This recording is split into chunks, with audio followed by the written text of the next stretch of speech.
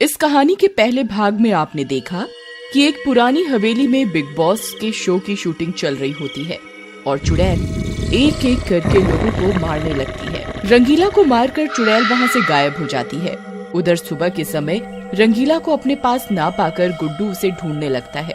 ये चिरकुट रंगीला कहीं भी गायब हो जाता है। एक बार अपन के हाथ आ जाए ना तो आज इसकी आशिकी निकाल देगा अपन। जीना जान के पीछे पड़ा हुआ इतने दिन से। रंगीला, ओ रंगीला, कहाँ है रे? गुड्डू की आवाजें सुनकर बाकी के लोग भी वहाँ आ जाते हैं। अरे क्या हुआ गुड्डू भाई, क्यों आवाजें लगा रहे हो? क्या हुआ? अरे यार तांत्रिक, तू जास्ती मच मत करना। एक तो अपना चेला सुबह से मिल नहीं रहा, ऊपर से तू। ओहो, तुम भी ना गुड्डू बहुत जल्दी गुस्सा करने लगती हो। देखो कहीं जीना जान के कमरे में ना हो। कल वो रात में जीना जान के कमरे में जा रहा था, मैंने उसको जाते हुए देखा था। पूनम की बात सुनकर चारों जीना जान के कमरे की ओर जाते हैं और दरवाजे को खटखटाते हैं, लेकिन कोई दरवाजा नहीं खोलता। लगता है दोनों अंदर ही सो गए हैं रे। ए गुड्डू, तुम दरवाजा तोड़ दो रे, जरा हम भी तो देखें कैसे सो रहे हैं रे। राकेश गन्ना की बात सुनकर गुड्डू दरवाजे को तोड़ देता है। फिर चारों कमरे के अंदर चले जाते हैं। अंदर दोनों की सर कटी और जगह जगह से कटी फटी लाशें पड़ी होती हैं। हे भगवान, ये सब क्या है? ये सब किसने किया? इनकी लाशें देखकर तो लगता है जैसे किसी जानवर ने इन्हें नोच नोच कर खाया हो। ये क्या है? मैंने तो अपनी पूरी जिंदगी में ऐसा कुछ भी नहीं देखा रे। ये सब क्या हो रहा है रे? तभी उन दोनों की बातें सुनकर गुड्डू को गुस्सा आ जाता है। अरे तुम दोनों जमूरे चुप करो, नहीं तो मैं अभी मार दूंगा यही तुम दोनों को।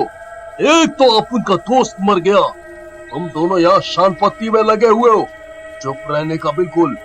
वैसे भी जब पूनम और जीना का झगड़ा हुआ था तो ये पूनम कह रही थी कि ये जीना की जान ले लेगी। तुम ये क्या कह रहे हो गुड्डू? किसी को गुस्से में कुछ कह देना और उसकी जान सच में लेने में फर्क होता है। जीना कैसी भी हो, लेकिन मैं उसकी जान कभी नहीं ले सकती, तो प्लीज ऐसे आरोप मुझ पर मत लगाओ। वे दोनों आपस में बहस कर ही रहे होते हैं कि तभी स्वामी छुट्टन बोलता है। तुम दोनों चुप करो, मुझे इस कमरे से कुछ अजीब सी तरंगे महसूस हो रही हैं, जैसे यहाँ हमारे अलावा भी कोई है। क्या क्या क्या स्वामी जी, कुछ भी? अरे यहाँ हम चारों के अलावा कोई नहीं है रे, और हम ही चारों में से किसी ने इन दोनों को जान से मारा है रे। नहीं राकेश, मेरी विद्या कभी गलत नहीं हो सकती। यहाँ पर कोई है। छुट्टन जोर से चिल्लाता है। जो कोई भी है सामने आओ। मुझे पता चल गया है कि तुम यहीं हो और हमें छुप कर देख रहे हो। सामने आओ। तभी चुड़ैल उनके सामने आ जाती है। तो तुम लोगों ने मुझे पहचान ही लिया। तुम लोग अब यहाँ से नहीं जा पाओगे। तुम लोगों को मैं यहीं मार दूंगी। बच सकते हो तो बच लो। ऐसा कहकर चुड़ैल फिर से गायब हो जाती है। क्या स्वामी, तू कितना मनहूस है रे। जो बोला वो हो गया रे। अब हम क्या करेंगे रे? हमारी जान कैसे बचेगी रे रे रे? ये जो कोई भी हो, अब उनके रहते हम चारों को छू भी नहीं सकती। और फिर मुझे इस दुष्ट चुड़ैल से अपने भाई, अपने दोस्त रंगीला की मौत का बदला भी लेना है। नहीं नहीं गुड्डू, ये चुड़ैल कोई छोटी मोटी शक्ति नहीं है। ये बहुत समय से यहाँ है और इसने काफी शक्तियाँ अर्जित कर ली हैं। हम चारों मिलकर भी इसका कुछ नहीं बिगाड़ सकते। तुम ये कहना चाहते हो कि हमें से कोई भी इसका कुछ नहीं बिगाड़ सकता और हमें मरना ही होगा? नहीं नहीं, मैंने ऐसा कब कहा? ये चुड़ैल मर सकती है, लेकिन इसे मारने के लिए हमें पहले यही समझना होगा कि ये चुड़ैल क्यों बनी और ऐसा होने का क्या कारण था।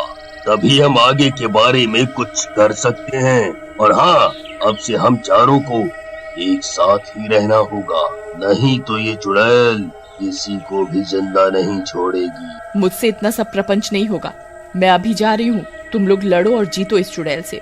पूनम गुस्से में दरवाजे की तरफ बढ़ती है, लेकिन जैसे ही दरवाजे को छूती है उसे जोर का झटका लगता है और वो गिर जाती है। अरे मर गई रे, इसमें तो करंट दौड़ रहा है, हाय राम मैं कहाँ फंस गई। ऐसे चिल्लाते हुए पूनम बेहोश हो जाती है, तभी वहाँ चुड़ैल आ जाती है।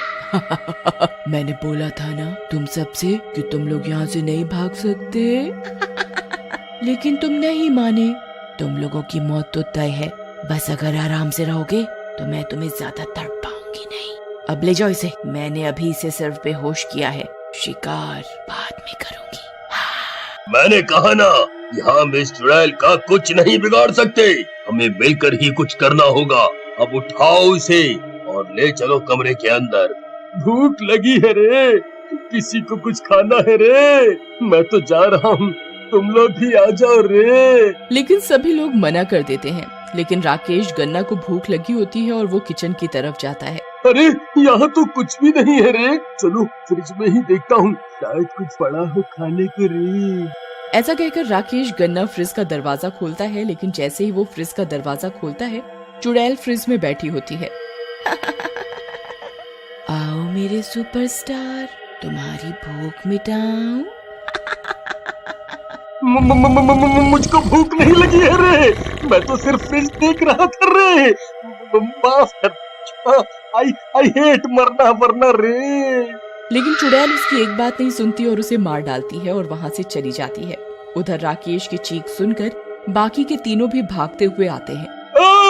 इसे भी मार दिया, ये चुड़ैल को तो अपन छोड़ेगा नहीं, सबको मारे जा रही है, मैं इसको मार डालूंगा। पागल मत बनो गुड्डू, ये चुड़ैल है, अब तो क्या हमारे जैसे हजारों भी इससे मुकाबला नहीं कर सकते, इससे हम सिर्फ तंत्र विद्या द्वारा ही लड़ सकते हैं। फिर छुट्टन के द्वारा समझाने पर तीनों एक कमरे में तांत्रिक क्रियाएं करने लगते हैं। छुट्टन उस हवेली में रहने वाले पूर्वजों की आत्मा को बुलाने लगता है। ओम ह्रीं क्लीं, ओम ह्रीं क्लीं, ओम ह्रीं क्लीं। थोड़ी ही देर में वहाँ धुआं धुआं हो जाता है और एक औरत की आत्मा प्रकट होती है। बोलो तांत्रिक, मुझे यहाँ क्यों बुलाया है, बोलो। हम तीनों लोग यहाँ फंस गए हैं, ये चुड़ैल हम तीनों को मार देना चाहती है, प्लीज हमें बचा लो। तुम तीनों लोग पैसों और नाम के लालच में यहाँ आए और फंस गए। तुम्हें पता है कि तुम्हारी एक भी खबर बाहर नहीं जा रही, बाहर वालों के हिसाब से तुम सब लोग बहुत मजे में हो। उस चुड़ैल से तुम्हें कोई नहीं बचा सकता, उसे भी तुम जैसे कुछ लोगों ने पैसों के लालच में मार दिया था और नीचे के तहखाने में गाड़ दिया था। लेकिन तुम्हें ये सब कैसे पता है? मुझे इसलिए पता है क्योंकि मैं उसकी माँ हूँ। मेरी ही सेवा के लिए उसने शादी नहीं की और मेरी मौत के बाद अकेले ही रहने लगी। लेकिन एक रात कुछ बुरे लोग आए और चोरी करते समय उसे तलवार से मार कर चले गए। तब से वो ऐसे ही भटक रही है। अब उसे मारने का एक ही तरीका है कि वही तलवार उसकी छाती में दिल के पास वार किया जाए और उसकी लाश का अंतिम संस्कार कर दिया जाए। आत्मा ये बातें बताई रही होती है कि तभी चुड़ैल वहां आ जाती है और गुड्डू वहां से चुपके से तलवार लेने निकल जाता है। माँ, तेरे लिए मैंने सब कुछ छोड़ा, लेकिन तू भी इनकी तरफ से बोल रही है और मेरी मौत का राज बता रही है। बेटी, तू ये जो भी कर रही है गलत कर रही है, बहुत जाने ले चुकी है, अब बस कर दे, जाने दे इन्हें, ये लोग तो मासूम हैं। लेकिन चुड़ैल आत्मा की बात नहीं सुनती और छुट्टन को उठाकर पटक देती है। गिरते ही छुट्टन की मौत हो जाती है और चुड़ैल पूनम की तरफ बढ़ने लगती है। लेकिन तभी गुड्डू वहां आ जाता है, उसके हाथ में वही तलवार होती है। मैडम, आपकी कहानी सुनकर आपको मारने का तो मन नहीं कर रहा अपन का, लेकिन क्या करें, अपनी जिंदगी और आपको यहाँ से आजाद करवाने के लिए आपको मारना तो पड़ेगा ही। ऐसा कहकर गुड्डू तलवार चुड़ैल के दिल के पास मार देता है और चुड़ैल मर जाती है। उसके बाद वो उसकी लाश जो कि तहखाने में थी जला देते हैं और चुड़ैल की माँ वो हवेली गुड्डू और पूनम को दे देती है।